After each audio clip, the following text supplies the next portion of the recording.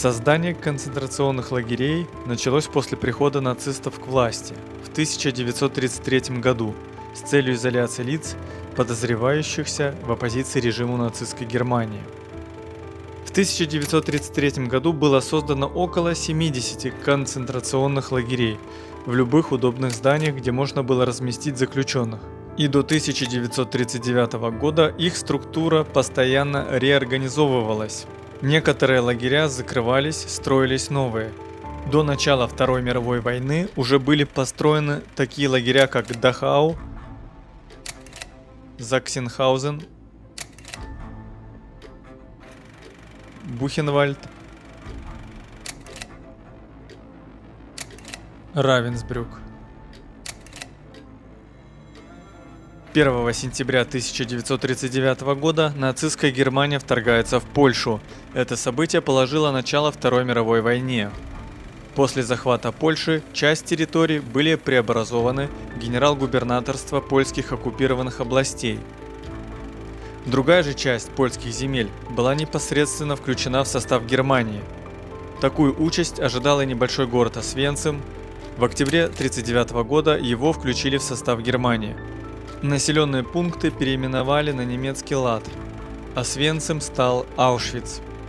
А со временем в окрестностях города расположился печально известный комплекс немецких концентрационных лагерей и одноименный лагерь смерти, место, которое оказалось для миллионов людей последней остановкой в их жизни. 1 февраля 1940 года по распоряжению Генриха Гиммлера инспекции концлагерей были обследованы присоединенные области за пределами Старого Рейха с целью поисков новых мест для создания лагерей. В ходе различных проверок из-за удобного географического расположения и наличия железнодорожных путей было решено создать концентрационный лагерь на базе бывших артиллерийских казарм польского города Освенцим. 4 мая 1940 года Гиммлер лично назначил Рудольфа Хесса комендантом и ответственным за строительство лагеря в Освенциме. В принудительном порядке к строительству привлекли членов местной еврейской общины, а также 39 польских узников из концлагеря в Дахау. Изначально Освенцим был задуман как транзитный и пересыльный лагерь. Из воспоминаний Рудольфа Хесса, коменданта концлагеря Аушвиц. Используя уже существующие здания, которые, что правда, были хорошо построены, но находились в плохом состоянии и кишели паразитами, я должен был в самый короткий срок организовать пересыльный лагерь для 10 тысяч узников. Главное управление имперской безопасности, начальник полиции безопасности в Кракове, а также инспектор полиции безопасности во Вроцлаве все время запрашивали о том, когда мы сможем принять значительно большее количество узников. А я еще не знал, откуда взять хотя бы 100 метров колючей проволоки. В Гливицах на саперских складах лежали груды колючей проволоки, но я ничего не мог получить оттуда без согласия штаба саперных войск, находившегося в Берлине. С территории, прилегающей к лагерю, было выселено польское население. По мере строительства новых лагерей Аушвиц-2, Аушвиц-3 аналогично освобождалась территория от местных жителей. В ходе строительства у всех одноэтажных зданий были надстроены вторые этажи. Периметр окружили вышками и забором с колючей проволокой, через которую был пущен электрический ток. Любые контакты узников с внешним миром были запрещены под угрозой смерти. Всего в лагере Аушвиц-1 насчитывалось 24 двухэтажных здания, блока. Также был оборудован крематорий номер 1 и морг. В блоке 11 расположилась внутренняя тюрьма. В этом блоке находились специальные камеры пыток, в которых к узникам применялись различные виды наказаний. Первыми узниками Аушвиц-1 стали 30 немецких уголовников. Они получили порядковые номера с 1 до 30. Из них было сформировано лагерное самоуправление. Они были назначены на должности капо и блокальтестеров. Затем 14 июня 1940 года в Аушвиц доставили 728 польских узников из тюрьмы в Тарнове. Рудольф Хёс вспоминает этот момент в своих дневниках. «Я хотел, чтобы инспекторат концентрационных лагерей направил в мое распоряжение хотя бы несколько хороших офицеров и унтер-офицеров СС, но все напрасно. Глюки просто не хотел сделать этого». Также было с узниками, которых нужно было назначить на административные посты. Для этой цели начальник рапорта Палич должен был найти 30 профессиональных преступников разных специальностей, так как Главное управление имперской безопасности не захотело освободить политических заключенных и направить их на административные посты в Аушвиц-1. С первым эшелоном узников прибыли и первые 100 охранников эсэсовцев. Естественно, с постройкой новых лагерей и увеличением числа заключенных увеличивалась и охрана. 6 июля 1940 года Тадеуш Виевский всего лишь спустя 3 недели после прибытия в Аушвиц совершил первый в истории этого лагеря побег. Воспользовался помощью бригады электриков из числа нанятых гражданских лиц, работавших в лагере. Электрики были членами сопротивления. Они пронесли в лагерь гражданскую одежду и деньги. Выдав Тадеуша за работника своей бригады, вывели за ворота лагеря и помогли добраться до железнодорожного узла, где Виевский смог спрятаться в товарном вагоне отходящего поезда. О побеге стало известно во время вечерней переклички заключенных, начатой в 18:00 6 июля. Нацисты заставили 1311 находившихся в лагере узников стоять на плацу до тех пор, пока не будет найден беглец. 8 июля польские электрики, организовавшие побег, были арестованы на основании расследования лагерного гестапо.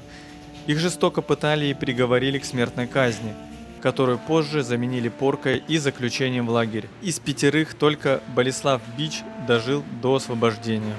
После побега Тадеуш Виевский спрятался в родном селе Калачице, где тайно жил вместе со своей семьей до осени 1941 года. В конце 1941 года он был арестован, заключен в тюрьму в Ясло и вскоре расстрелян в одной из местных заброшенных нефтяных шахт. 1 марта 1941 года во время посещения Аушвиц Генрих Гиммлер приказал Хёсу начать перестройку и увеличение старого лагеря для содержания 30 тысяч заключенных. Также начать строительство 2 новых лагерей, одного на 100 тысяч заключенных, другого на 10 тысяч заключенных.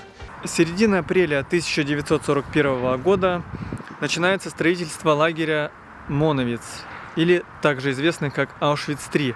Основой лагеря должен стать завод Бунаверке по производству синтетического каучука.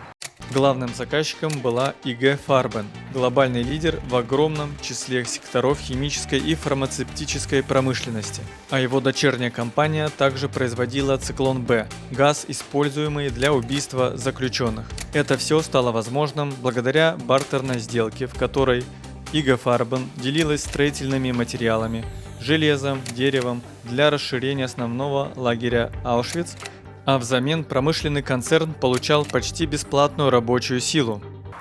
В мае 41-го в Аушвиц попадает священник Максимилиан Колбе, который укрывал евреев от нацистов. В Аушвице он стал заключенным под номером 16670. Эсэсовцы били его коваными сапогами, заставляли бегом носить неподъемные тяжести, при том, что он был калекой-туберкулезником.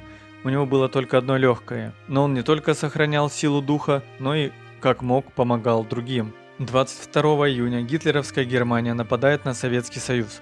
Спустя месяц первые советские военнопленные доставляются в Аушвиц-1. В том же месяце из блока номер 14, в котором жил отец Максимилиан, исчез заключенный. Беглеца найти не удалось, позже выяснилось, что он утонул в выгребной яме. Тогда заместитель коменданта лагеря, оберштурмфюрер СС Карл Фрич, отобрал 10 человек, которым было суждено умереть голодной смертью в блоке номер 11. Это наказание Фрич назначил для устрашения заключенным, чтобы больше никто не пытался бежать. Вечером пришел Фрич и стал отбирать 10 смертников. Один из отобранных ими людей, польский сержант Францишек Гаевничек, заплакал и сказал: «Неужели я больше не увижу жену и детей? Что же теперь с ними будет?» И тогда Кольбе вышел из строя и предложил Фричу свою жизнь в обмен на жизнь сержанта. Эсэсовец принял жертву священника. 14 августа 1941 года Кольбе и его 3 товарищам была сделана инъекция фенола. после чего они скончались. Благодаря мужеству священника сержант Гаевничек выжил и дожил до 1995 года. Впоследствии за этот подвиг Максимилиан Кольбе был причислен к лику святых мучеников. В августе 1941 года Гиммлер приказывает Рудольфу Хессу подготовить лагерь для массового уничтожения пленных, а также всех нежелательных элементов для Третьего рейха. Это еще не то, что принято называть окончательное решение еврейского вопроса. Оно произойдет позже, но уже тогда нацисты оказались перед выбором, как лучше расправиться с большой массой людей без использования огнестрельного оружия. Ведь расстрел, по мнению Рудольфа Хесса, был крайне пагубен для морального духа палачей, и в этом он был абсолютно прав. Пример других лагерей, таких как Заксенхаузен, показал, что убийство заключенных имело негативное влияние на психику военных. До 1941 года расстрел заложников производило специальное воинское отделение. Позднее каждого из них убивали из мелкокалиберного пистолета выстрелом в затылок. Тяжело больных убивали в ревире, так называли больницу на сленге Аушвица, специальными уколами. Еще до практики массовых убийств в концлагерях СС и Министерство здравоохранения разработали программу Т4 для уничтожения умственно отсталых людей и инвалидов. Они практиковали различные способы убийства людей. В рамках программы Т4 впервые были использованы душегубки – убийство людей угарным газом. Ответственным за выбор нового способа умерщвления жертв нацистов был назначен группенфюрер СС Артур Нёбе. Его подчиненный и директор физико-химического отдела Института криминологии Альберт Видман предложил использовать угарный газ. Впервые этот метод опробовали в центре эвтаназии в Бранденбурге в январе 1940 года, а 28 июля 1941 года около 600 узников из Аушвица были доставлены в центр эвтаназии Занненштайне, где на них испытали тот же метод – убийство угарным газом. Все эти поиски эффективного, по мнению СС, убийства людей привели к тому, что заместитель Хесса Карл Фрич приказал очистить подвал 11-го блока. Затем 3 сентября по приказу эсэсовцев санитары перенесли около 250 польских узников из лагерной больницы в подвал. К ним добавили и 600 советских военнопленных, в основном офицеров и политработников. После этого окна подвала были засыпаны землей. Эсэсовцы высыпали газ и закрыли двери. 4 сентября рапортфюрер СС Палич в противогазе спустился в подвал, чтобы убедиться, сработал ли газ. Некоторые узники еще были живы. СС досыпали новую порцию газа и закрыли двери. На следующий день, вечером 5 сентября, из блока 5А взяли 20 узников из штрафной команды и санитаров из больничных блоков. Всех их привели во двор блока номер 11 и сказали, что они будут выполнять специальную работу, о которой нельзя никому рассказывать, а за нарушение тайны им грозит смерть. Им обещали дать после этой работы повышение продовольственных порций. Во дворе блока номер 11 находились офицеры СС, администрация концлагеря, Фрич, Майер, Палич и лагерный врач. Узникам дали противогазы, они должны были войти вниз в подвал и вынести оттуда трупы погибших от газа. Во дворе с трупов снимали одежду, а тела грузили на телеги. Тела погибших вывозили в крематорий до поздней ночи. Так был впервые испытан газ циклон Б. Яд представлял собой пропитанные синильной кислотой гранулы зеленого или голубого цвета. При вбрасывании их в газовые камеры происходило испарение паров синильной кислоты, которое блокировало дыхание на клеточном уровне. Также в сентябре 1941 года прибыл еще один транспорт – поезд, который доставил в Аушвиц-1 900 советских военнопленных. Ни удушенных газом 3 сентября 600 советских военнопленных, ни следующие 900 не были внесены в лагерные регистрационные книги. Учет прибывших советских военнопленных начали вести только с октября 1941 года. Из дневника Рудольфа Хесса. Пока шла разгрузка транспорта, в потолке морга этого крематория было сделано несколько отверстий. Русские должны были раздеваться в помещении перед моргом, а потом входить в него. Люди делали это совершенно спокойно, потому что им было сказано, что они должны были пройти дезинфекцию. Морг смог вместить как раз такое количество людей, какой прибыло с транспортом. Как только все зашли, двери закрыли и через отверстие в потолке всыпали газ. Я не знаю, долго ли умирали люди, но какие-то шорохи слышались довольно продолжительное время. Хотя я значительно хуже представлял себе смерть от газа, мне все же стало не по себе. Меня охватил страх. Но я скажу открыто, что загазовывание этого транспорта успокоило меня. Ведь скоро нужно было начать массовое уничтожение евреев. А ни я, ни Эйхман, оба мы не знали точно, каким способом можно это осуществить. Должны были применить какой-то газ, но не знали какой и как, а теперь мы нашли как газ, так и способ его применения. В начале октября 1941 года в Аушвиц прибыли эшелоны, в которых находилось примерно 20 тысяч советских военнопленных. Через год в живых останется лишь 200 человек. В числе первых пленных был и Андрей Погожев. Впоследствии свои воспоминания он написал в книге «Смерть стояла у нас за спиной». Раннее утро 7 октября 1941 года. Когда расцвело, приблизительно в 500 метрах мы увидели первые живые существа, тоже за колючей проволокой, людей в полосатых костюмах. Для всех нас было странно видеть такую одежду. Память от прочитанных книг, от просмотренных когда-то кинокартин напоминала: полосатая одежда – это одежда каторжан, но с понятием о каторге не совмещались окружающие красивые двухэтажные дома. Европа, 20 век. Хотелось верить, что худшее осталось там, в Жаганском лесу. Наивные. Мы считали себя счастливчиками, думая, что хуже, чем там, быть уже не может. Мы внутри какого-то большого застроенного двухэтажными домами квартала. Чистота поразительная. По пути изредка встречаются солдаты и офицеры с той же жуткой эмблемой в петлицах. На нас никакого внимания, видно подобное для них обычное. Кое-где мелькают заключенные в полосатой одежде, они, взглянув в нашу сторону, стараются скрыться. Блок, в котором находился я, имел, как и другие, тип общежития. Посередине на всю длину коридор, по сторонам комнаты. Одна из угловых комнат – умывальная и уборная. Она же мертвецкая. Переходить из комнаты в комнату строго запрещено. Нельзя даже посетить умирающего товарища. Ходить в уборную можно в любое время, но бегом, туда и обратно. Коридор всегда пуст. Посередине каждой комнаты круглая печь для обогрева. Трехъярусные нары с матрацами из бумажной ткани набиты соломой. Между нарами проходы около метра шириной. Паёк выдается по комнатам. Первые дни пребывания в Аушвице буквально ошарашили всех. Перед регулярно обязательной для всех утренней и вечерней поверками, когда на площадях вдоль домов и между домами готовился к построению в колонны лагерь, у домов, именовавшихся блоками, занятых советскими военнопленными, в течение нескольких десятков минут происходило всегда что-то страшное и трудновообразимое. Плети переводчиков, которые они пускали в ход по всякому поводу и без повода, вызывали паническое перемещение нескольких сотен людей и ломали и смешивали уже построенные колонны. На поверках должны быть все.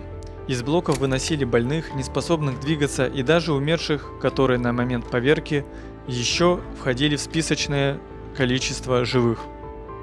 Паёк – это утром пол-литра чая, теплой жидкости без определенного цвета и запаха, днем 800 грамм чего-то вроде супа с бураком, признаками круп, картофеля и иногда мяса. Густота порций зависит от воли раздающего. Вечером кирпичеподобной формы землянистого цвета хлеб на 6 человек с приложением мазка повидла, кусочка маргарина или какого-то всегда вонючего рыбного сыра. Дележка хлеба на 6 частей самостоятельная. Это священное действие доверяется самому честному из честных. В блоке, где жил Андрей Погожев, назначили нового блокфюрера. Им стал Стефан Борецкий, явный садист. Он фигурирует еще в одной книге и воспоминаниях «Татуировщик из Освенцима». Роман сценаристки Хезер Моррис, основанный на реальной истории Лали Соколова. Блокфюрер – это должность, которую обычно занимал солдат СС. Он руководит блоком заключенных. Среди заключенных назначался блок-альтестер, старший блока.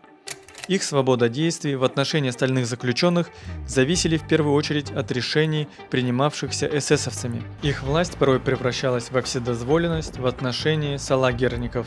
Один из бывших узников отмечал, что между капо и простым узником была такая же разница, как между генералом и рекрутом.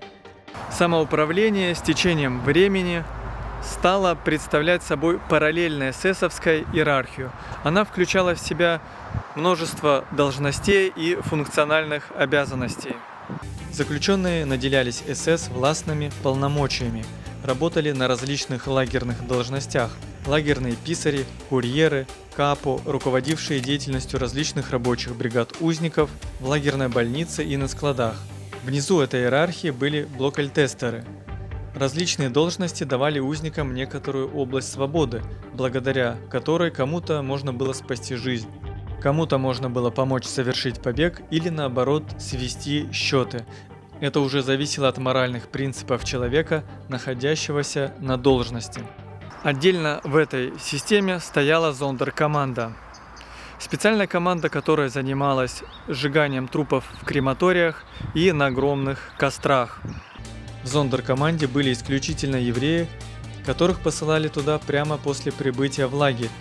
А поэтому они абсолютно не могли себе представить, какую работу они будут выполнять. Довольно регулярно, с целью уничтожить живых свидетелей своих преступлений, гитлеровцы ликвидировали часть узников этой команды, а на их место брали вновь прибывших. Члены зондеркоманды жили в лучших условиях, чем остальные узники лагеря, но были абсолютно изолированы от своих товарищей, а за попытку установить контакт с лагерем им грозила смерть. Однако, несмотря на все предметы предосторожности, сведения о том, какую работу выполняла зондеркоманда, просачивались не только в лагерь, но и за его пределы.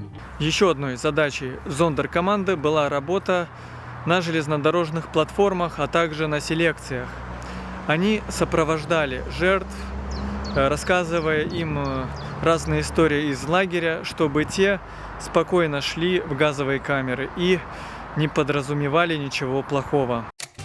После войны на территории лагеря были найдены 6 рукописей, принадлежавших членам зондеркоманды. Эти рукописи были зарыты около крематориев номер 2 и номер 3 в Аушвиц-2. Они являются страшным обвинением, которое оставили после себя погибшие люди. Рукописи были опубликованы в специальном номере освенцимских тетрадей. Они позволяют создать полную картину жизни и работы узников зондеркоманды. Некоторые члены зондеркоманды выжили и затем давали свои показания на судебных процессах.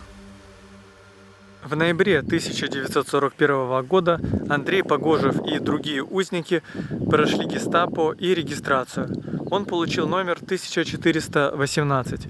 Вскоре его и других узников ждало другое событие. Вот как он это рассказывает. Как дети, держимся за руки, чтобы сохранить свой ряд пятерку. Головная колонна уже вышла за ворота. Выходим и мы. С двух сторон колонны офицеры считают проходящих. За воротами к колонне пристраиваются по одному тепло одетые солдаты с винтовками. Некоторое время идем по пустынной улице. С удивлением смотрим на дома, на гардины окон. Впереди показался небольшой лесок. Все поле перед ним было покрыто темными пятнами и тысячами шевелящихся фигурок.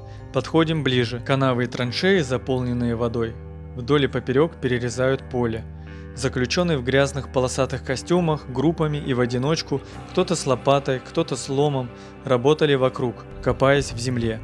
Это было страшное зрелище. Так был начат первый день на работе советских военнопленных по строительству филиала Аушвиц-1, Аушвиц-2. Территориально находился возле польской деревни Бжезинка. При немцах ее переименовали в Беркенау. Аушвиц-Беркенау, Беркенау. Все это подразумевает один лагерь Аушвиц-2. Из воспоминаний Рудольфа Хёса. С помощью русских военнопленных, большинство из которых едва держалось на ногах, я вынужден был строить лагерь в Бжезинке. Согласно распоряжению рейхсфюрера СС, в Аушвиц должны были направлять только самых сильных военнопленных, способных работать неограниченно. В то же самое время офицеры конвоя утверждали, что выбрали самых лучших из тех, которые были предоставлены в их распоряжение. Однажды я видел, как на дороге между Аушвицем и Беркенау целая колонна, состоящая из нескольких сотен советских военнопленных, бросилась в сторону ближайших куч картошки, а охрана, абсолютно не ожидавшая этого, ничего не могла сделать. К счастью, я подъехал вовремя, и мне удалось навести порядок. В Бжезинке поднимались на болотистой земле, пропитанной кровью и слезами узниками, кирпичные одноэтажные бараки с трехъярусными нарами, ячейками внутри, без потолка, с несколькими небольшими окнами, земляным полом и единственной маленькой печкой в центре. Бараки больше были похожи на складские помещения со стеллажами, чем на жилые дома. 20 января 1942 года состоялась важная встреча 15 высокопоставленных лиц нацистской партии и правительства Германии. Она произошла в элитном районе Берлина в особняке у озера Ванзей и получила название «Ванзейская конференция». Рейнхард Гейдрих созвал ключевых членов правительства, не входящих в СС, включая высокопоставленных чиновников МИДа и юстиции, чья помощь была необходима для приведения в исполнение окончательного решения еврейского вопроса в Европе. 16 марта 1942 года филиал Аушвиц-1, Аушвиц-2 начал свое существование. В скором времени он станет той фабрикой смерти, которая известна на весь мир. В это время Андрей Погожев и другие советские военнопленные продолжают работать в Аушвиц-2. Из книги Андрея Погожева. Впервые за 5 месяцев и 10 дней услышали: нас 666 человек. Это из многих тысяч, привезенных 7 октября 1941 года. Много бараков деревянных, сборно-щитовых, с узкими окнами под самой крышей и большими воротами с обеих торцевых сторон. Перевод в Биркенау, Аушвиц-2, вселил тайную надежду. Она заполняла все мысли и думы. Если раньше о возможности побега можно было думать как о мечте, осуществить которую было невозможно, то со вчерашнего вечера положение изменилось. Не только я, вероятно, большинство долго не могли уснуть в ту ночь, взволнованные появившейся возможностью думать о свободе не только как о мечте. 16 марта 1942 года Андрей Погожев, Николай Писарев и Павел Стенькин, а также другие советские военнопленные попадают в рабочую хозяйственную команду этого лагеря. Наступил день 30 марта 1942 года. Для меня он остался в памяти и оставил видимую память на всю жизнь. Установили 2 угловые вышки, развезли по командам обед, собрали, вымыли и доставили на дорогу пустые бочки. После вечерней поверки сразу же приступили к вывозке трупов. Первым заходом очистили нижние ячейки бараков, занятых евреями. Вторым вынесли из бараков русских, третьим и четвертым заходом вынесли трупы из барака, занятого больными. Вывозку трупов заканчивали поздно, от усталости валились с ног. Входим в зону и медленно бредем к бараку. Как-то так вышло, но я первым подошел к канаве с водой, которая проходила параллельно ограждению. Мы всегда и днем, и вечером мыли руки в канаве. Поэтому я без опасения присел на корточки и опустил руки в холодную воду. И вдруг среди множества звуков подсознательно я уловил один. Одновременно с резким звуком выстрела я скорее увидел, чем почувствовал, как мотнулась левая кисть руки. Это произошло на глазах проходивших к канаве товарищей по команде, которых я на секунду опередил. Все бросились назад, прячась в затемненные места у барака. Андрея Погожева отправили под конвоем из Аушвиц-2 в Аушвиц-1 в лагерный госпиталь. Вот как он это описывает. Так впервые я встретился с врачом, политическим заключенным, поляком Александром Турецким, исполнявшим обязанности писаря 5-й комнаты лагерного госпиталя в блоке номер 21. Так судьба свела меня с совершенно незнакомым человеком, который за короткое время стал для меня самым родным, за его человеческое отношение, за его заботу, за его духовную, моральную и материальную поддержку в самые критические минуты болезни.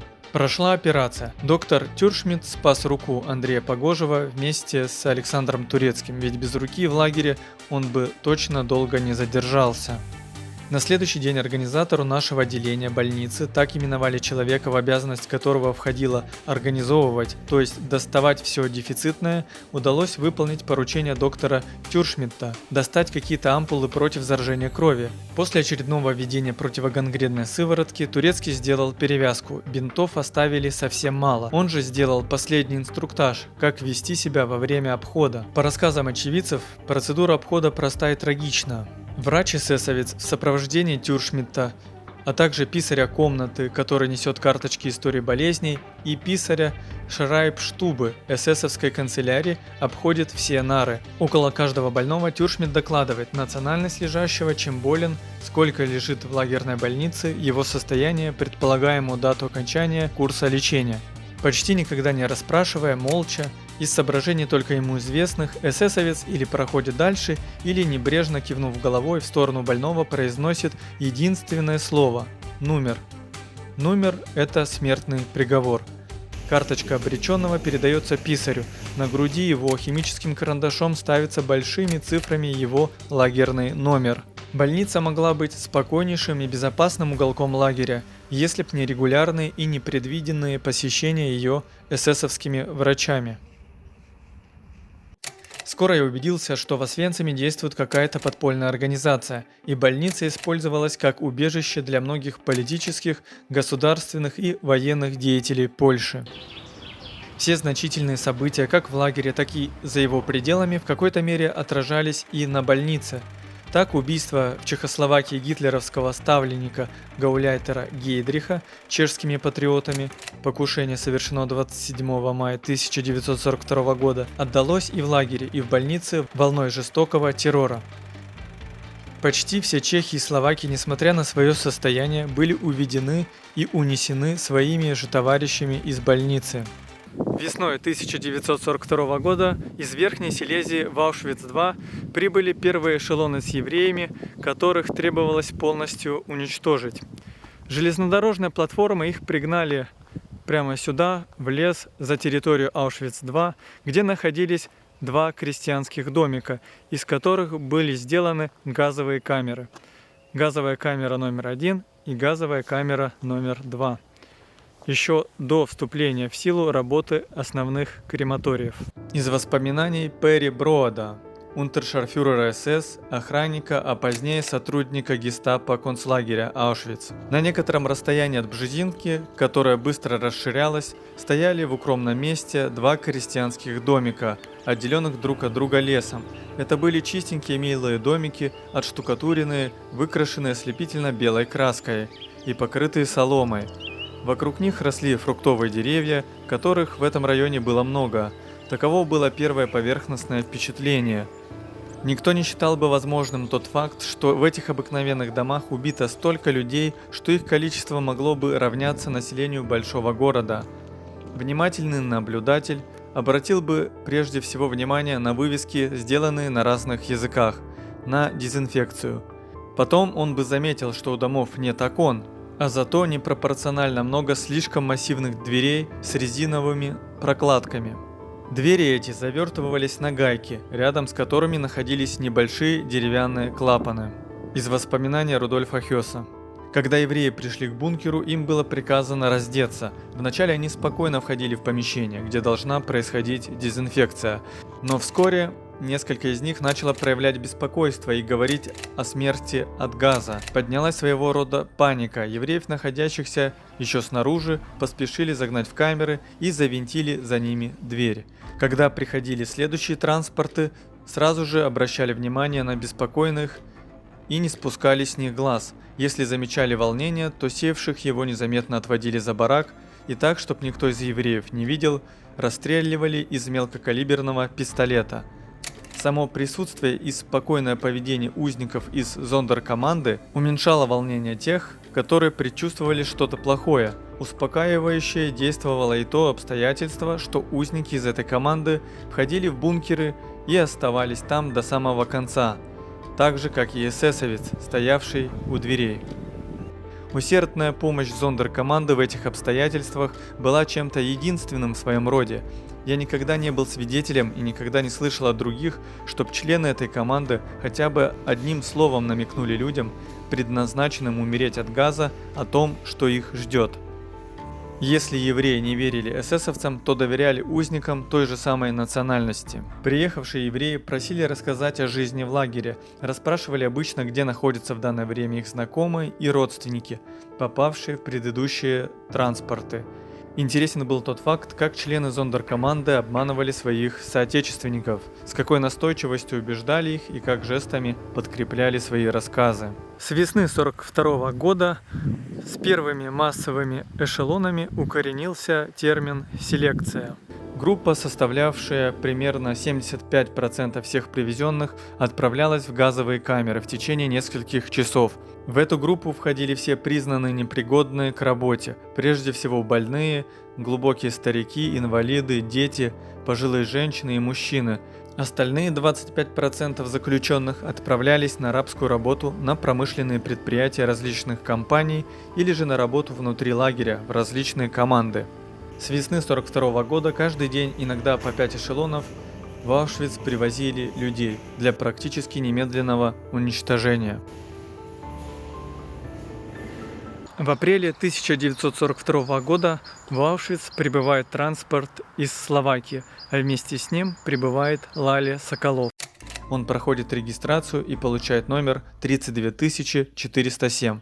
В мае 1942 года Андрей Погожев находился еще в лагерном госпитале. Вот как он это вспоминает. Самое трагическое событие произошло в мае. Днем, во время операции, Тюршмиту принесли листок зеленого цвета. Вызов в политический отдел гестапо. Подобный вызов ничего хорошего не предвещал. Тюршмит знал это.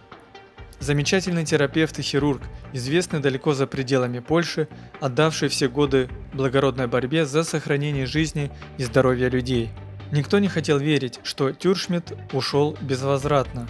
Прошла ночь, наступило утро. Многие в нарушении принятого распорядка бросились к окнам. Я оказался в числе тех немногих, которым разрешили стоять у окна. Мы смотрели вниз со второго этажа так, чтобы конвой не мог видеть нас. Вели около 20 человек. Позади шел наш Тюршмит. Через несколько минут Тюршмит и шедшие с ним узники скрылись в дверях торцевой стороны блока номер 11, где разыгрывались комедии суда, где узников истязали, пытали и расстреливали в одиночку и целыми группами. Напротив дома номер 10 был блок номер 21, в котором находилась лагерная больница. Окна блока номер 10 со стороны больницы и блока номер 11 были закрыты глухими щитами. Окна второго этажа блока номер 21, расположенные со стороны блока номер 10, были закрашены, за исключением одного окна операционной комнаты. Торцевые стороны блоков номер 10 и номер 11 были соединены глухой кирпичной стеной. Эти стены образовывали изолированный двор между блоками 10 и 11. У внутренней стороны южной стены находилась страшная черная стенка с песчаной площадкой перед ней. У этой стены производились расстрелы узников.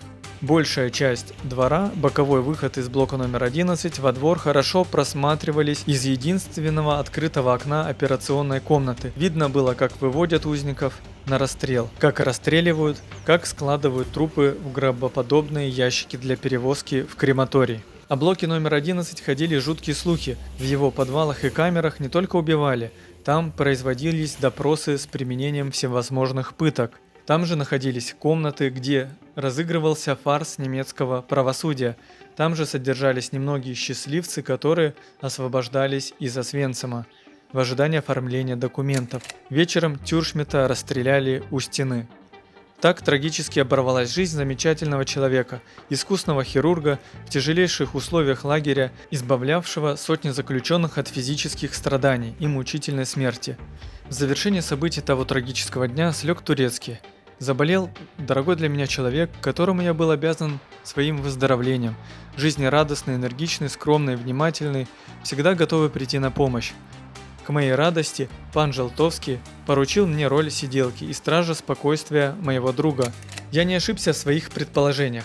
В лагере действовали подпольные организации, и, пожалуй, самой крепкой из них была организация, куда входили больницы блоков 20, 21 и 28.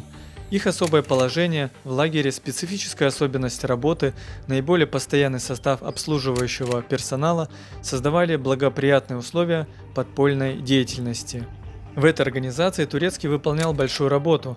За дни болезни я был свидетелем его встреч со многими узниками, приходившими проведать заболевшего коллегу. Не зная ни польского, ни немецкого языков, я даже не старался вникнуть в суть разговоров, но по отдельным понятным для меня словам, фразам, по выражению лиц я понимал серьезность их бесед и принимаемых решений. Летом 1942 года началось ускоренное расширение лагеря Аушвиц-2. Тысячи узников были заняты этой работой, и среди них несколько команд из советских военнопленных. К этому времени в живых осталось около 130 человек. Изо дня в день по дороге от станции Освенцим, проходившей между строящимися и действующими корпусами лагеря, бесконечным потоком двигались колонны все новых и новых узников. Здесь были люди всех возрастов, различных национальностей из большинства стран Европы. Колонны всегда шли в одну сторону, к газовым камерам, обратного пути не было. Летом 1942 года Янина Новак при проведении работ по сушке сена на берегу реки Солы совершила удачную попытку побега. Она стала первой женщиной, кому это удалось. Ее исчезновение было замечено в конце дня во время переклички. Преследования и поиски, организованные немцами, не дали никаких результатов. Из воспоминаний Андрея Погожева: в конце июля 1942 года или в начале августа обе зондеркоманды были объединены и переведены на постоянное место жительства в Биркенау, Аушвиц-2. Им отвели отдельный барак-конюшню рядом с ограждением, у которого один торцевой вход был забит, а второй находился как раз напротив постовой вышки эсэсовца из охранения зоны. Из числа советских военнопленных выбрали 2 человека в команду для круглосуточного дежурства у барака зондеркоманды. К немалому своему удивлению, в число этих 2 попал и я.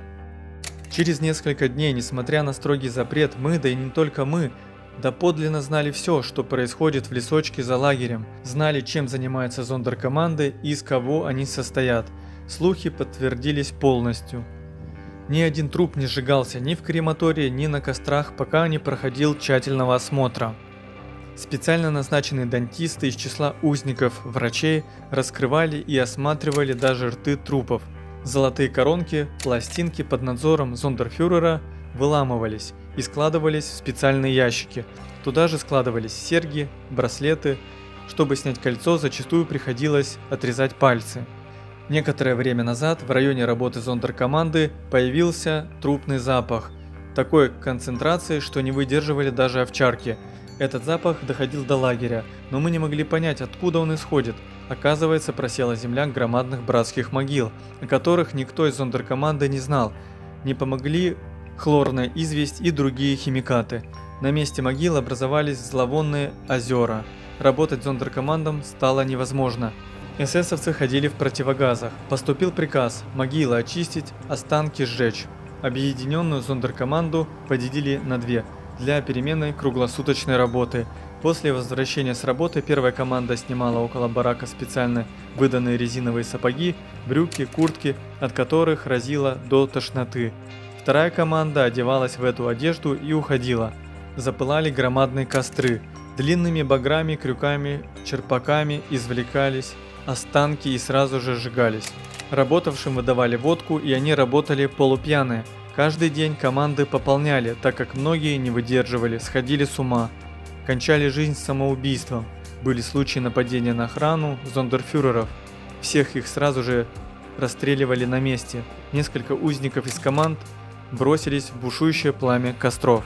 В августе 1942 года в наиболее безлюдном месте за бараками сошлись несколько советских военнопленных заключенных. Обсуждался план массового побега. Здесь был Сергей, Андрей Зайцев, Василий Доценко, Петр Мишин, Николай Васильев, Павел Стенькин и Андрей Погожев. В штаб поступило предложение о побеге с поисков. Поиски проводились довольно часто, так как в то лето было особенно много попыток побегов. Нечего и говорить, что роль участников поисков сбежавших была более чем неблаговидной, ведь обнаруженного узника, решившегося на побег, следовало немедленно передать администрации. Так как советских военнопленных до этого на поиски не посылали, было решено всем членам штаба любыми способами, любыми мерами, лично через друзей, знакомых, внушать тем, от кого это в какой-то мере зависит, тем, кто может послужить передатчиком, о желании русских принять участие в поисках. На розысках мы проявили такую показную активность, что Блоковый даже заслужил похвалу. Действительно, советские военнопленные с шумом и гамом лазали по трубам в подполье, в скрытые канавы и траншеи, во все дыры, куда не отважились лезть даже Капа. В этом видели их старания. На самом же деле, как посвященные в подготовку к побегу, так и ничего не знавшие о нем, но имевшие затаенное желание бежать, Использовали розыск как разведку. Штаб установил неподлежащую отмене дату побега 6 ноября. В воспоминаниях коменданта Аушвица Рудольфа Хёса этот массовый побег случился летом 42-го. В этом массовом побеге участвовало около 100 советских военнопленных, которым удалось уйти из лагерной зоны. Судьба большинства участников побега неизвестна. После войны в СССР нашлись 4 участников побега: Андрей Погожев, Павел Стенькин, Андрей Марченко и Николай Писарев. После побега оставшиеся в лагере военнопленные опасались, что их ждет расплата. В отрывке из донесения польского движения сопротивления говорится следующее. Интересно, что это не повлекло за собой никаких наказаний. И об этом даже мало говорят, как будто ничего и не произошло. Поезда с депортированными со всей Европы начали прибывать в Аушвиц, как и планировалось, с июля 1942 года. В предыдущие месяцы массовые транспорты евреев носили скорее нерегулярный характер. Теперь, особенно с середины июля 1942, они стали рутинными. Транспорты, обычно доставляющие около 1000 человек, прибывали ежедневно, иногда в один день по 2 состава. В общей сложности в течение июля и августа 1942 года в Аушвиц доставили свыше 60 тысяч евреев из Франции, Польши, Нидерландов, Бельгии, Словакии и Хорватии. С осени 1942 года регулярные транспорты пошли из Германского рейха, из Терезинштадта, современная Чехия, и Берлина. Во время массовых депортаций заключенные брали с собой вещи, полагая, что их переселяют. Немцы разрешали брать багаж до 45 килограмм. Так заключенные брали с собой еду, алкоголь, сигареты, драгоценности, различные бытовые вещи, музыкальные инструменты. Свой багаж они подписывали, указав дату рождения, имя, фамилию и место, откуда прибыли. Огромные богатства были украдены членами СС, полицейскими, узниками, гражданскими служащими, железнодорожниками. Канада. Так назывался склад вещей, отобранных у узников по прибытию. При разгрузке еврейских эшелонов весь привезенный ими багаж оставался на железнодорожной платформе. До того момента, пока все прибывшие не были отправлены в лагерь или в крематорий. Потом специальные команды узников перевозили вещи на склад. С 1942 года вещи убитых евреев, поляков, граждан Франции, цыган, советских граждан и военнопленных считались собственностью Германии. Товары сортировались и упаковывались командой Канада, состоявшей из зарегистрированных заключенных, которых допустили в лагерь в качестве рабочих. Затем товары использовались в самом лагере или отправлялись в другие места, в том числе в Германию. Первые склады Канада-1 изначально располагались в блоке 26 Аушвиц-1, главного лагеря комплекса. Из воспоминаний Рудольфа Хёса. Однако в 1942 году Канада-1 не успевала сортировать вещи. Несмотря на постройку дополнительных сараев и бараков, увеличение числа узников, работавших на сортировке днем и ночью, несмотря на загрузку большого количества товарных вагонов с отсортированными вещами, горы багажа все росли. Тогда в 1942 году было начато строительство нового склада Канада-2 в западной части строительной площадки 2 в Аушвиц-2. Также строились бани и дезинфекционный барак для прибывших узников. Тотчас же после окончания строительства 35 новых бараков были заполнены до отказа. Количество команд, работавших на сортировке, все время увеличивалось, но не могло быть и речи о том, чтобы справиться вовремя со всеми привозимыми вещами. Одежду и обувь подвергали осмотру, чтобы найти спрятанные там ценные предметы. Ценные предметы принимал особый административный отдел лагеря, после чего специалисты сортировали их. Также поступали с найденными деньгами. Если речь идет о ценных предметах, то это бывали необычайно дорогие вещи, особенно если приходили еврейские эшелоны с запада. Деньги всех стран исчислялись миллионами. Часто при одном человеке находили сотни тысяч, обычно в банкнотах по $1000. Каждый уголок одежды, багаж и человеческое тело – все это использовалось, чтобы спрятать дорогие предметы. Эйхман сказал мне однажды, что эти драгоценности и валюту продавали в Швейцарии, и что ими был полностью наводнен швейцарский рынок. Золотые зубы переплавливали в слитки в больнице СС. Это делалось зубными врачами. Затем эти слитки отправляли в главное санитарное управление. В запломбированных зубах не раз находили драгоценные камни огромной стоимости. Отрезанные женские волосы высылали на одну из фабрик в Баварии. Их использовали для целей военной промышленности. Плохую одежду чинили, обувь резали на куски, часть из которых шла в употребление, а остальное перерабатывали в кожаную муку. Из-за еврейского богатства в лагере образовалась очень сложная ситуация. Члены СС были деморализованы. Многие из них не были настолько сильны, чтобы противостоять искушению легкого обогащения ценными вещами евреев. Те, у которых были ценности, могли купить себе лучшую работу, хорошее отношение капо и блоковых, и даже постоянное пребывание в лагерной больнице с хорошим уходом. Еврейское золото стало проклятием лагеря.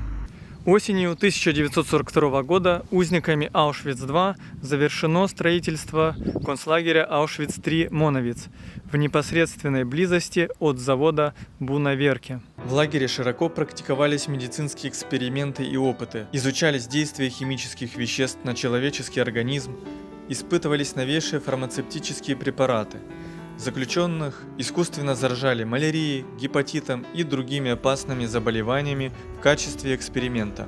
Нацистские врачи тренировались в проведении хирургических операций на здоровых людях. Для этих целей в декабре 1942 года в Аушвиц приезжает врач, если можно его так назвать, Карл Клауберг. 16 декабря 1942 года Генрих Гиммлер принял решение о депортации цыган в концлагерь Аушвиц-2. 29 января 1943 года было уточнено, что местом депортации должен быть лагерь Аушвиц. В связи с этим в лагере Аушвиц-2 строились новые бараки для цыганского лагеря. Основная особенность этого лагеря была в том, что заключенные не проходили селекцию, также не разлучались семьи. Первый из множества транспортов с немецкими цыганами прибыл 26 февраля 1943 года. Большинство депортированных были из Германии и Австрии. Все это время в Аушвиц-2 по-прежнему идет стройка, и параллельно с этим производится умышленное убийство людей. Лали Соколов в марте 1943 года находится в команде татуировщиков, а начальствует над ним ранее знакомый нам садист блокфюрер Борецкий. Далее из книги Хезер Моррис «Татуировщик из Освенцима». Март 1943 года. Сделавшись татуировщиком, Лали получил барак в свое полное распоряжение. Каждый день, возвращаясь туда, он наблюдал за строительством зданий вокруг. Он находится в лагере с четкой планировкой, спит в отдельной комнате, обычно отведенной в каждом бараке для капо, хотя он сам капо не является. Он всегда предполагал, что рано или поздно пустые нары в его бараке заполнятся. Он входит в барак, обменивается рукопожатиями со многими мужчинами, приветствует женщин. Многие говорят, что никогда прежде не общались с евреем. Он, пожалуй, тоже никогда не общался с цыганами. 13 марта 1943 года крематорий номер 2 был введен в эксплуатацию. Он также включал в себя раздевалку для узников, расположенную в подвале, и последующую за ним газовую камеру. В это же время за ненадобностью разрушают первую газовую камеру – маленький красный дом, бункер номер 1.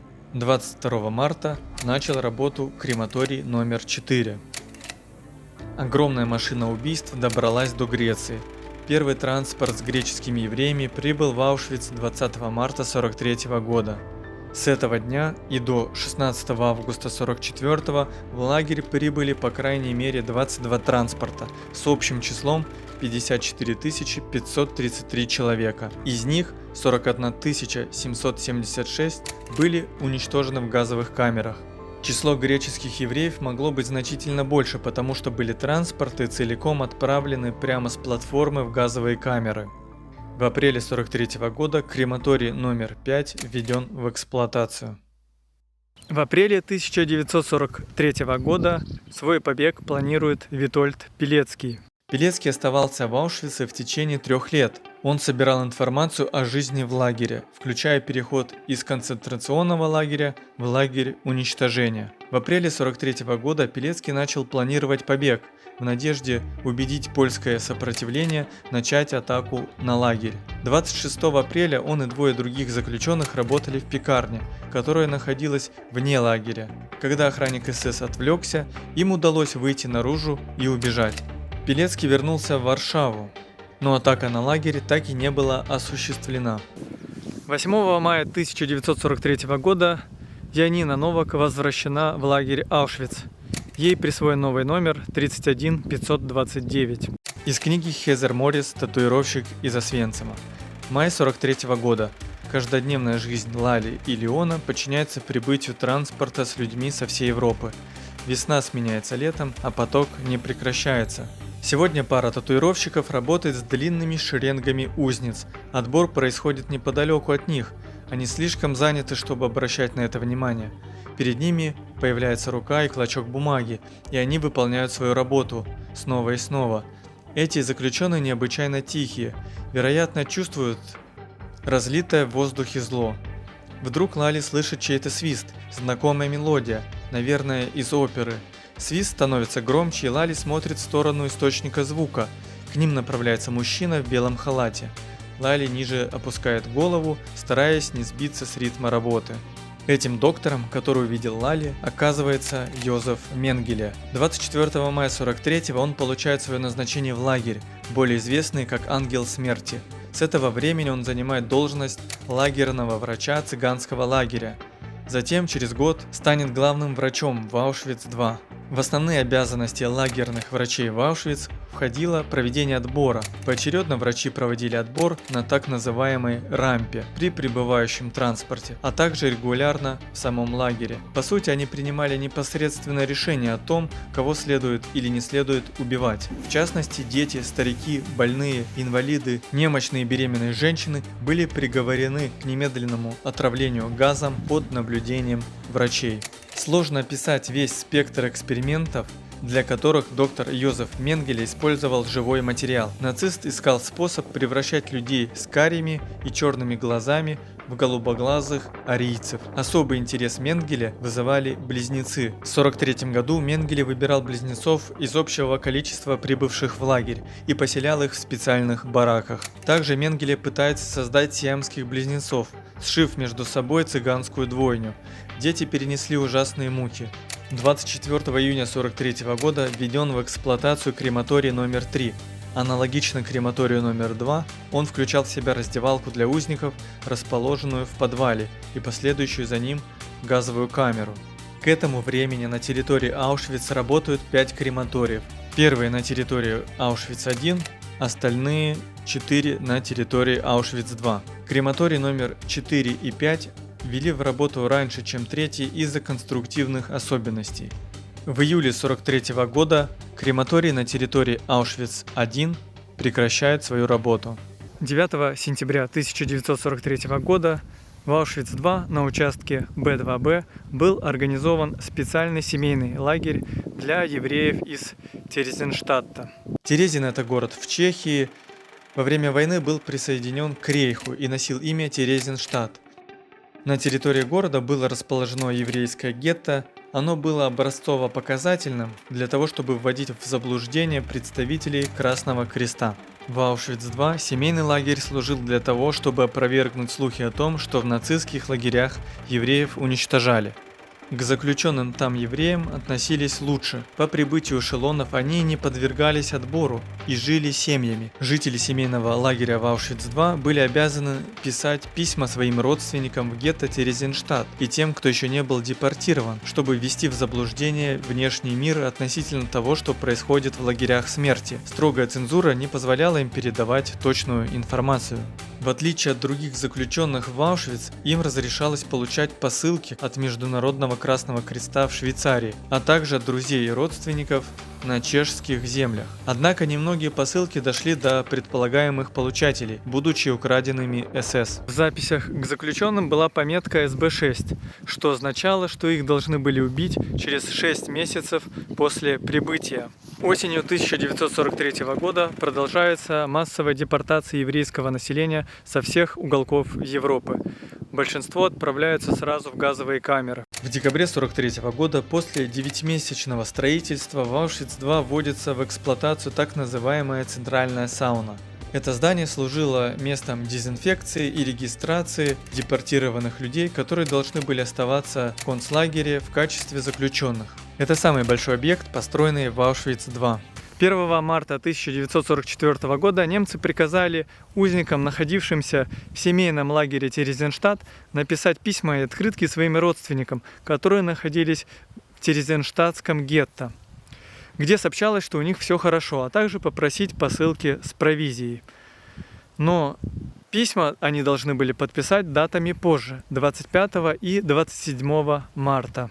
Через неделю группа из 3791 человека была отравлена газом. В отчете говорилось о некотором количестве близнецов, оставленных для медицинских экспериментов.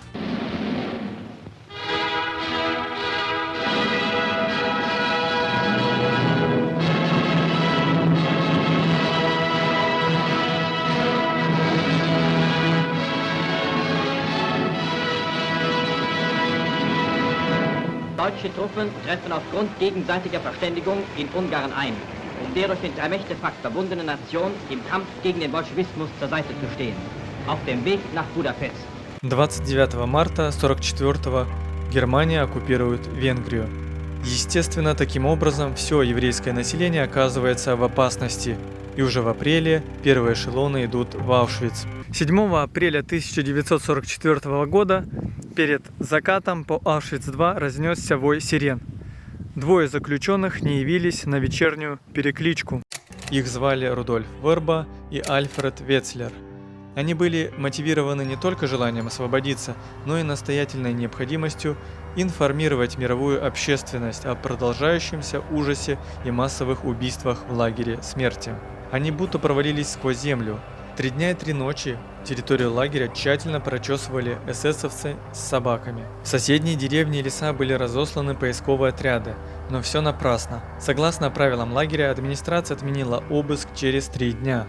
В течение 3 суток поисков они прятались в вырытом предварительно тайнике, вокруг которого был рассыпан политый бензином табак, чтобы сбить собак с толку. Побег был успешен. Впоследствии Рудольф Верба и Альфред Вецлер написали отчет о том, что творится в Аушвиц, который стал одним из многих свидетельств этого ужаса. Весной 1944 года Генрих Гиммлер посещает с инспекцией лагерь Аушвиц. После его визита было приказано ликвидировать всех цыган, предварительно отобрав работоспособных.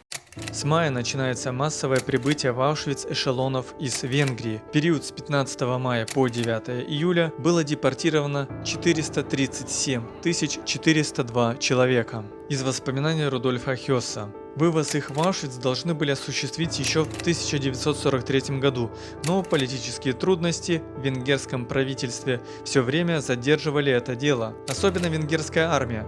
Высший командный состав был против передачи евреев в руки немецких властей, а потому большинство евреев было зачислено в рабочие отряды при венгерских фронтовых дивизиях. Этот факт затруднял действия жандармерии, она не могла производить аресты. Никогда еще Аушвиц не был столько смертоносен, как весной и летом 1944 года. Из воспоминаний Перри Броада, сотрудника гестапо Аушвиц. В среднем в Бжезинку приводили каждый день около 10 тысяч человек. Процент людей, предназначенных для специального помещения, с некоторого времени стали употреблять этот термин вместо специальное отношение, был в этих транспортах особенно высоким. Многие уже во время дороги сходили с ума в результате депрессии и жажды. А между тем, вести об Освенциме разошлись во все концы. Когда люди, закрытые в переполненных товарных вагонах, видели через маленькое окошко вывеску с названием такой прославленной станции, никто уже не мог рассказывать им сказок. Все 4 крематория работали в полную силу, однако в результате перегрузки снова перегорели печи, и только крематорий 3 еще дымил. Ничего не помогло. Снова нужно было разжигать костры, чтобы уничтожать растущие за крематорием горы из 1000 трупов. Едва замирал последний стон, газовые камеры открывали для проветривания. Лагерные улицы были переполнены некончающимися колоннами новых жертв. Зондеркоманды работали лихорадочно, чтобы освободить как можно быстрее газовые камеры. Один из белых христианских домиков снова начал работать. Его назвали бункером 5. Неделю уничтожения венгерских евреев были одновременно апофеозом безумства и перелома в истории этого лагеря. В то время, когда было начато массовое уничтожение венгерских евреев, число узников зондеркоманды было увеличено до 1000 человек. Самая высокая цифра загазованных и сожженных за сутки, которая когда-либо была достигнута, равнялась немногим более 9000 во всех крематориях, исключая третий. Это было летом 1944 года во время венгерской операции, когда вместо 3 ожидавшихся эшелонов прибыли за сутки 5 переполненных поездов. Вместе с венгерскими эшелонами в лагерь прибывает Гизела Перл. Она была врачом-гинекологом из Венгрии. По прибытию в Аушвиц Йозеф Менгеле поручил ей работать врачом в женском лагере и быть его ассистенткой. Она наиболее известна тем, что временно спасла жизнь сотен женщин, сделав им аборты, поскольку путь у беременных женщин был либо в газовую камеру, либо к Менгеле на эксперименты. Были случаи, когда женщина доходила до последних сроков беременности, оставаясь незамеченной СС. Доктор Перл принимала роды и молча останавливала дыхание новорожденных, чтобы спасти матерей. «Никто никогда не поймет, что я пережила, убивая этих детей», в своей книге писала она. «Но если бы я этого не сделала, мать и ребенок умерли бы жестокой смертью». 2 августа 1944 года эсэсовцы зачистили цыганский семейный лагерь. Свидетель, находившийся в другой части лагеря, позже рассказывал, что заключенные безуспешно сражались с эсэсовцами с помощью самодельного оружия. Выживших, по разным оценкам, от 2897 до 5600 человек массово убили в газовых камерах. Летом 1944 года уже все ясно. Нацистская Германия проиграет эту войну, это лишь вопрос времени. Красная армия наступает с востока, союзники с запада, и, казалось бы, такое катастрофическое положение на фронте и нужда в перевозках и железных дорогах для нацистской Германии. Но нет, в Аушвиц продолжают приходить эшелоны, продолжаются селекции, продолжается массовое убийство людей. 6 сентября 1944 года в Аушвиц из Нидерланд попадает Анна Франк вместе со своей семьей. Девочка, которая получила известность благодаря своему дневнику. Его она писала, находясь еще в Амстердаме. 2 года их семья, укрываясь от нацистов, пряталась на чердаке дома в тайной комнате, пока их не выдали властям. Из поезда, где находилась Анна, половину отправляют в газовые камеры. Боевая группа Освенцима начала планировать всеобщее восстание в лагере. Изначально восстание было запланировано на июнь 1944 года, но его перенесли на август, а затем отменили.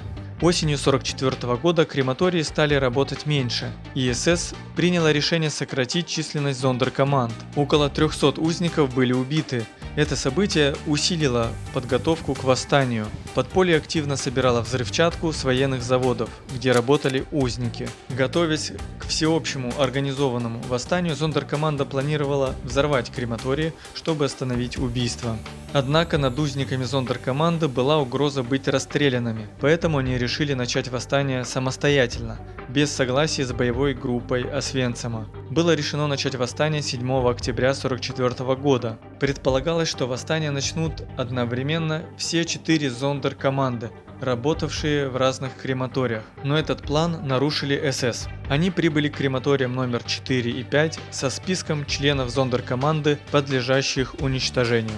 Заключенные зондеркоманды набросились на нацистов. Открылась стрельба. 3 эсэсовца были убиты и порядка 30 ранены. Затем заключенные взорвали крематорий номер 4 и повредили крематорий номер 5. Немцы запросили подкрепление из лагеря. Заключенные зондеркоманд 2 и 3 крематория в результате боев с СС смогли добраться до проволочного забора лагеря, перерезать его и сбежать. Сбежало около 80 человек. Восстание было подавлено. Во время восстания погиб 451 узник членов зондеркоманды. Из них 250 погибло во время борьбы с эсэсовцами. Остальных убили в ответ за смерть эсэсовцев. 27 узникам зондеркоманды из 80 сбежавших удалось пережить войну.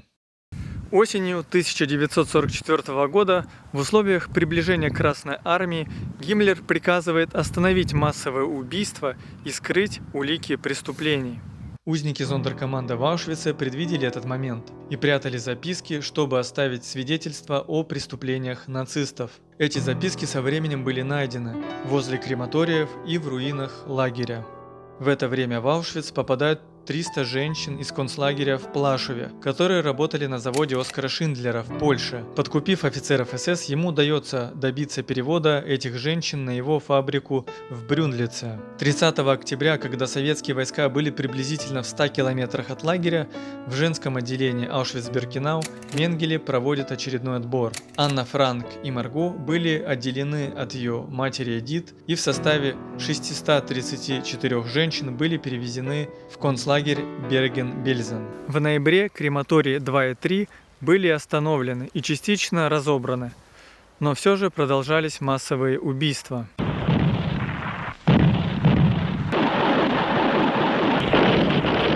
В январе 1945 года Красная Армия продвигалась на запад. С учетом разведданных о том, что в Освенциме находится лагерь смерти и в данное время происходит уничтожение улик и эвакуация узников, командованием фронта было принято решение скорректировать план наступления и включить в него польский город Освенцим. В Аушвиц множество заключенных перевозят в другие концлагеря на территории Германии. Из книги Хезер Моррис «Татуировщик из Освенцима». Лали подхватывает толпа, и он карабкается в вагон. Он проталкивается к стенке и выглядывает наружу. Вокруг продолжают бесцельно бродить сотни заключенных. Когда поезд трогается, Лали видит, как эсэсовцы открывают огонь по оставшимся. За 8 дней до освобождения Освенцима советскими войсками Лали Соколова перевели в концентрационный лагерь Маутхаузен в Австрии. 18 января 1945 года часть трудоспособных узников, 58 тысяч человек, была эвакуирована вглубь германской территории пешком. Это событие получило название «Марш смерти». 27 января 1945 года Красная Армия вошла в Аушвиц. Более 4,5 тысяч узников в первые же часы и дни свободы получили медицинскую помощь. Один из них – Отто Франк, отец Анны Франк. Сразу после освобождения в Освенциме обустроили терапевтический полевой госпиталь, который возглавила военврач Маргарита Жилинская, до этого устраивавшая лечебные стационары в блокадном Ленинграде и хорошо знавшая, что такое дистрофия и нервное истощение.